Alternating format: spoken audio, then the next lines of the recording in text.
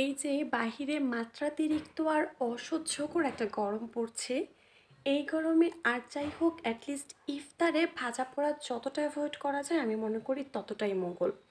Even আমি তো totally avoid করছি। আর ইফতারে শরীর মন পেট সব কিছু একদম ঠান্ডা রাখতে আজকে এই ডেজার্টটা বানিয়েছিলাম, যেটার রেসিপি অলরেডি আপনাদের সাথে শেয়ার করতে যাচ্ছি। খুবই অল্প উপকরণে আর শর্টকাটে আপনি এই ডেজার্টটা বানিয়ে ফেলতে পারবেন।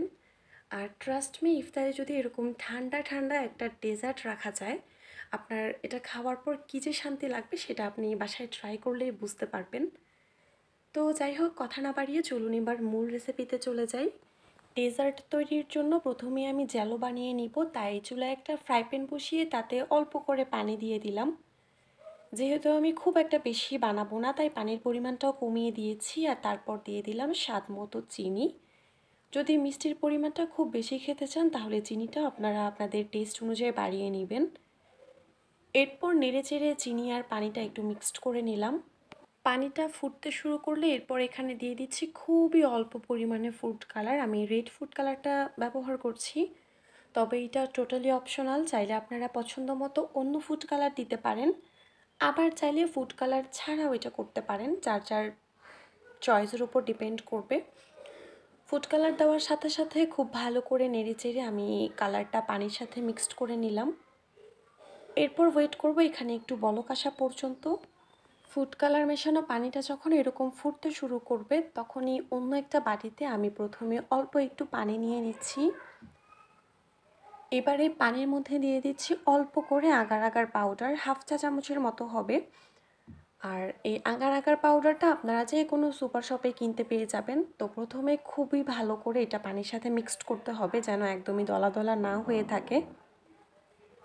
আগার আগারের মিশ্রণটা প্রপারলি মিক্সড করা হয়ে গেলে এবার এগুলো এখানে দিয়ে দিব। আর এই মিশ্রণটা দেওয়ার পর কিন্তু একদমই ওয়েট করা যাবে না, যত তাড়াতাড়ি পসিবল খুব প্রপারলি এটাকে মিক্সড করে ফেলতে হবে পানির সাথে। আর 2-1 মিনিট মিক্সড করতে করতে আপনি দেখতে পাবেন এই মিশ্রণটা একটু থিক হয়ে আসবে, মানে একটু ঘন বা আঠালো হয়ে আসবে। আগার আগারের এই মিশ্রণটা চুলায় দেওয়ার পর আর বেশি সময় চুলায় রাখা যাবে না।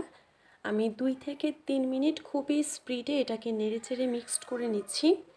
আর 2-3 মিনিট মিক্সড করে নেওয়ার পর যখন এই মিশ্রণটা একটু ঘন হয়ে আসবে তখনই এটাকে একটা বাটিতে নিয়ে সেট করে ফেলতে হবে। তো আপনি যেই বাটিতে জেলোটা জমাতে চাচ্ছেন বা জেলোটা বসাতে চাচ্ছেন সেই বাটিটা নিয়ে নিতে হবে। আমি যেহেতু অল্প করে বানাচ্ছি তাই আমি এরকম ছোট একটা বাটি নিলাম। আর তারপর হচ্ছে এই বাটিতে এই মিশ্রণটা দিয়ে দিব। দিয়ে দেওয়ার পর জাস্ট সাথে সাথে ঠান্ডা কোনো একটা জায়গায়, ফ্রিজে না কিন্তু ফ্যানের নিচে বা নর্মালি রুম টেম্পারেচারে এটা রেখে দিবেন। 3 থেকে 4 মিনিট রেখে দেওয়ার পর দেখতে পাবেন সুন্দর করে এই মিশ্রণটা জমে গেছে। তো এটা আমি আপনাদেরকে একটু পরে দেখাচ্ছি। এইবার আমি আরেকটা ফুড কালার দিয়ে আরেকটা জেলো বানিয়ে ফেলবো, তাই প্রথমেই ফ্রাই প্যানে অল্প করে পানি দিয়ে দিচ্ছি। রেড ফুড কালারের মিশ্রণটা যেভাবে বানিয়েছিলাম ঠিক সেম প্রসেসে আমি এইটাও বানাচ্ছি। শুধু ডিফারেন্স হচ্ছে আগের জেলো তৈরিতে আমি রেড কালার ব্যবহার করেছিলাম, আর এই জেলোটা আমি করছি অরেঞ্জ দিয়ে। দুইটা দুই রঙের জেলো দিয়ে যখন ডেজার্টটা সার্ভ করব দেখতে খুবই সুন্দর এবং লোভনীয় লাগবে। তবে আপনারা চাইলে কোনো ফুড কালার না দিয়ে জাস্ট নর্মালি ওয়াটার মিক্সড করে আর সাথে একটু আগার আগার পাউডার দিয়েও জেলো বানিয়ে ফেলতে পারেন, সেটাও মন্দ হবে না আর কি। যে মানে এটা যার যার পছন্দের উপর ডিপেন্ড করবে। তো এখানেও সেম আগের বারের মতো করে আমি একটু পানিতে আগার আগার গুলিয়ে মিশ্রণে দিয়ে দিলাম। আর এরপর হচ্ছে খুব ভালো করে এটা এই মিশ্রণটা আর কি নেড়েচেড়ে প্রপারলি মিক্সড করে নিব। 2-3 মিনিট মিক্সড করে নেওয়ার পর ঠিক আগের বারের মতো করে একটা বাটিতে এটা নিয়ে সুন্দর করে সেট করতে রেখে দিব।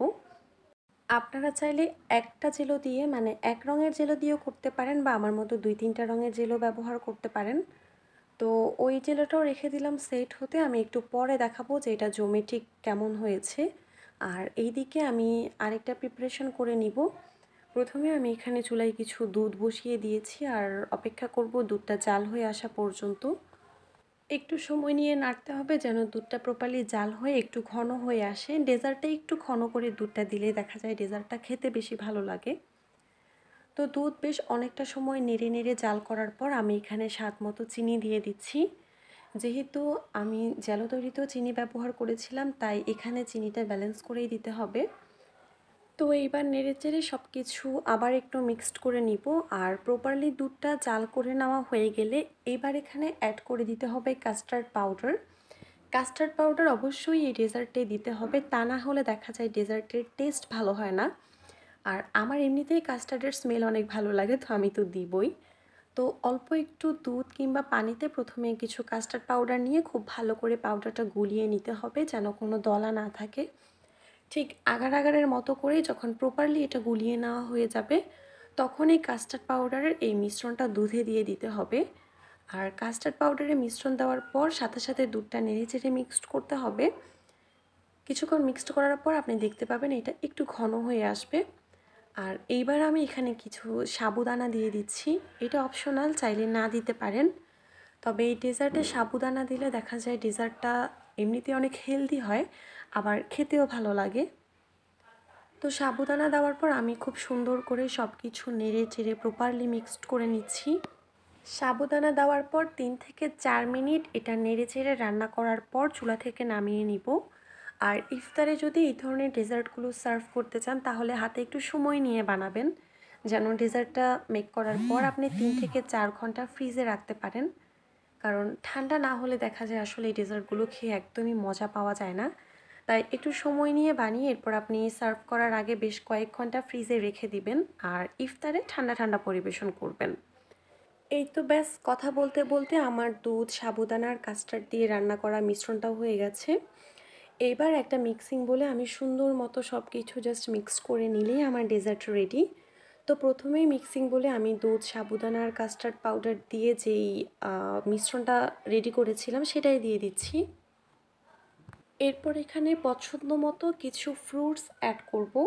তো আমার হাতের কাছে যে ফলগুলো ছিল আমি সেগুলোই দিচ্ছি। আমি এখানে আজকে ব্যবহার করছি আপেল, দিয়ে দিচ্ছি আঙুর, আর সেই সাথে দিয়ে দিচ্ছি কয়েকটা খেজুর। খেজুরগুলো এরকম কুচি করে কেটে নিয়েছি। আপনারা আপনাদের পছন্দ মতো অন্য ফলও ব্যবহার করতে পারেন। আর এরপর এই তো হচ্ছে আমার জ্যালো, যেটা আমি একদমই শুরুতে বানিয়ে রেখেছিলাম। দেখতেই পাচ্ছেন খুব সুন্দর করে এটা একদমই জমে গেছে পুডিংয়ের মতো করে। তো আমি একটা নাইফ দিয়ে এগুলোকে একটু ছোট ছোট করে কেটে নিব আর তারপর একটা চামচ দিয়ে জ্যালোগুলো সুন্দর করে বাটি থেকে তুলে মিক্সিং বলে রেখে দিব।